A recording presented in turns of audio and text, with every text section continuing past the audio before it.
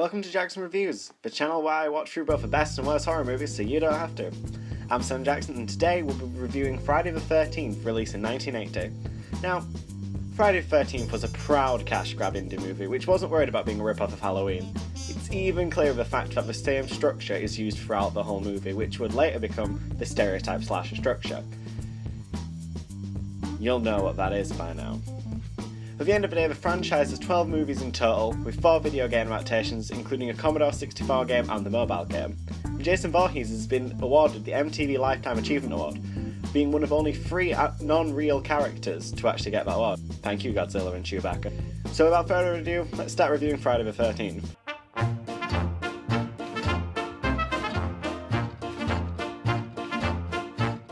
The movie begins just before the 60s, with 2 counsellors, who I honestly don't remember the name of, and you won't need to, randomly flirting during a very inappropriate time singing happy Christian songs. So they decide to run away to have sex before they're randomly murdered by an unknown assailant, where you can only see from a first-person perspective. Sounds similar to Halloween yet? Don't worry, we're getting there. Over 20 years later, on June 13th, which, yes, is a Friday, a newly hired counsellor called Annie Phillips is in town trying to find her way to Camp Crystal Lake. After a warning from a very, very disturbing gentleman, "You'll never come back again." Shut up, Ralph. she gets a free ride, explains a lot to do with her life, and all the things you'd expect from a victim of a slasher movie. It's got a death curse! We're then introduced to 3 other characters, which includes Kevin Bacon way before he was known and famous.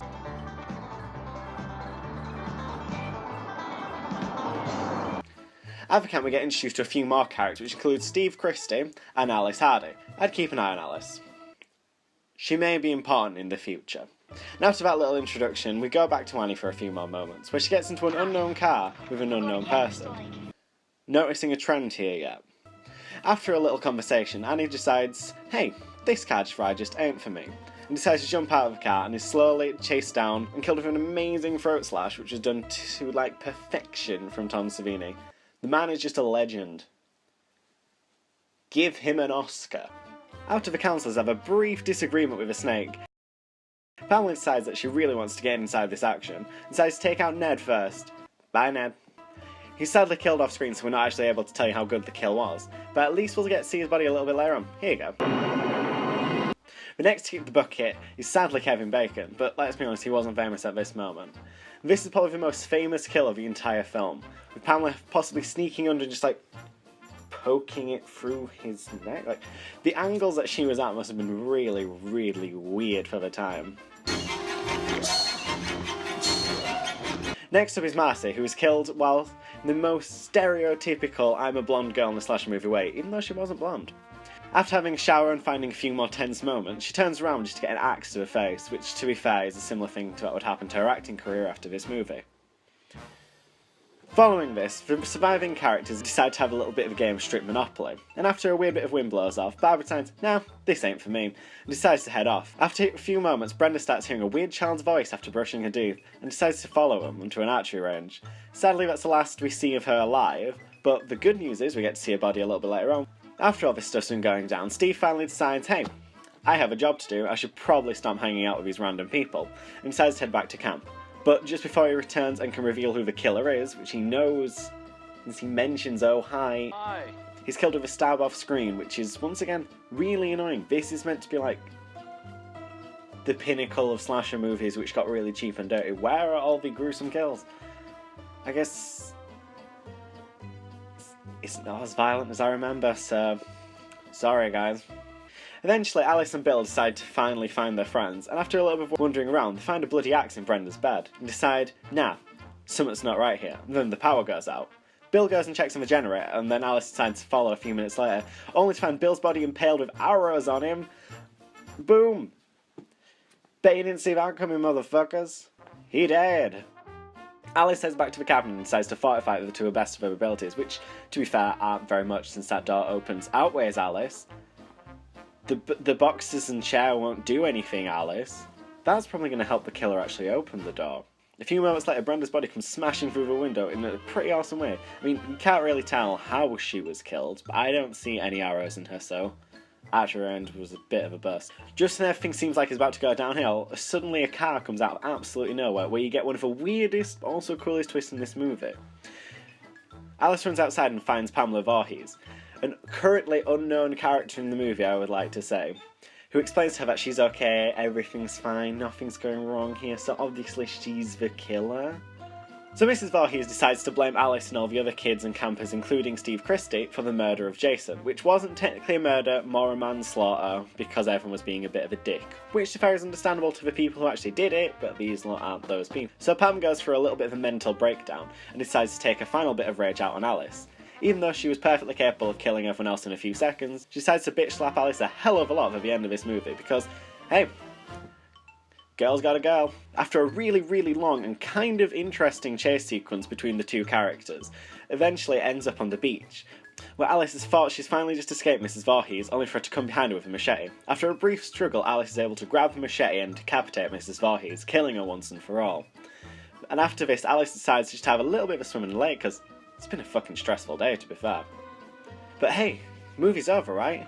You can see it's bright sunshine, the cops are there to save her, Pamela Voorhees has been defeated, everything's gonna be alright for our final girl. Nope. And an infant Jason just suddenly bursts out of water and drags her under with him. So wait, is that the end? Is the movie over? Is she dead? Is Jason alive? Boom! Another plot twist. It was a dream sequence which is disguised as an actual sequence which may or may not actually have happened, which is the best part of this movie. At the end of the movie, Alice explains what happened in her interpretation. Ma'am, we didn't find any boy. He's still there. And that's where the movie ends, showing Camp Crystal Lake in its full glory, preparing you for future installments, which are going to define the slasher genre.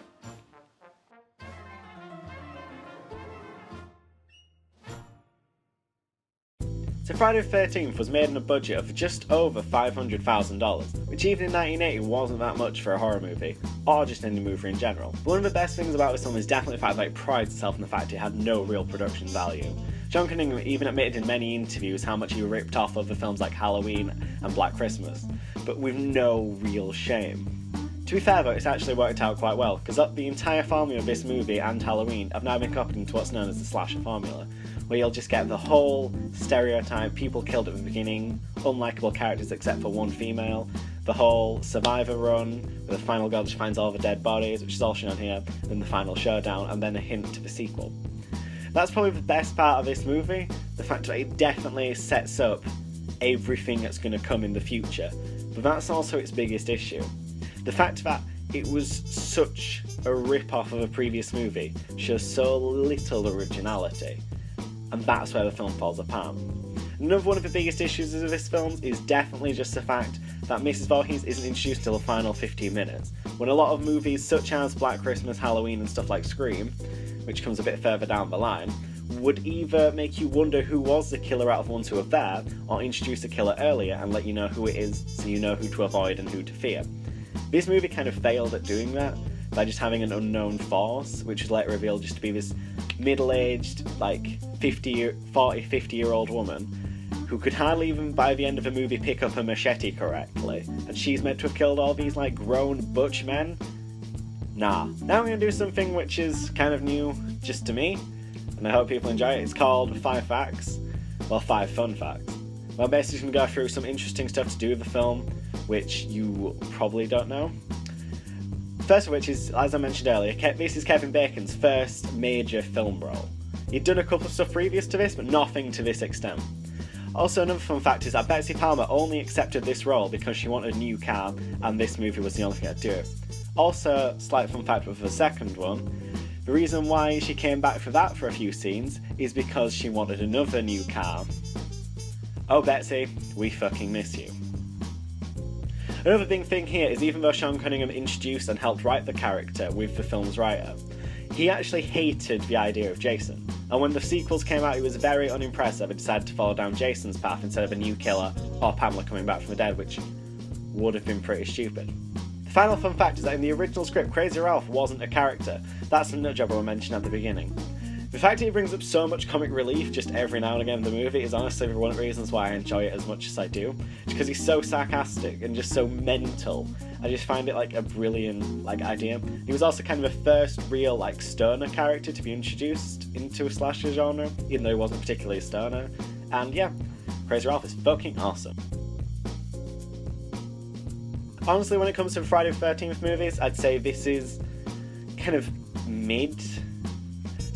The sequels normally either go really experimental or really similar, but they just make the formula that little bit better, like a couple of the later sequels will do.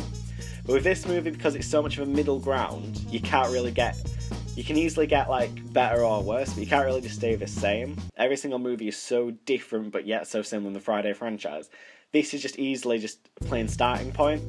I'd kind of rate it, if I was going to do a number system, about like 5 or something, but I'm not doing that because that's just cheesy and shit. So again, that was Friday the 13th in a nutshell. This was my review of it. It is a good film. I will happily give it a good film rating. But because of the fact it was so cheap, so much of a rip-off, and so kind of crappy, doesn't help. But because it set up so many important things of the future of the slasher franchise, you have to give it a lot of credit for. And just the fact they introduced like Betsy Palmer as the first female slasher villain, which just... How did it take so long? By this point there was like 6 slasher films that were established. She was the first. And she only really appeared in this movie. It's a proper shame. Also, you know, rip Betsy Palmer. She was a fucking legend. Right, thank you all very much for watching my first ever review. Wow. Thank you very much for watching the first review on this channel. In a couple of days I'm going to bring out part 2 and part 3 and the final chapter, and just fucking hell, there's so many Friday movies for me to get through, like...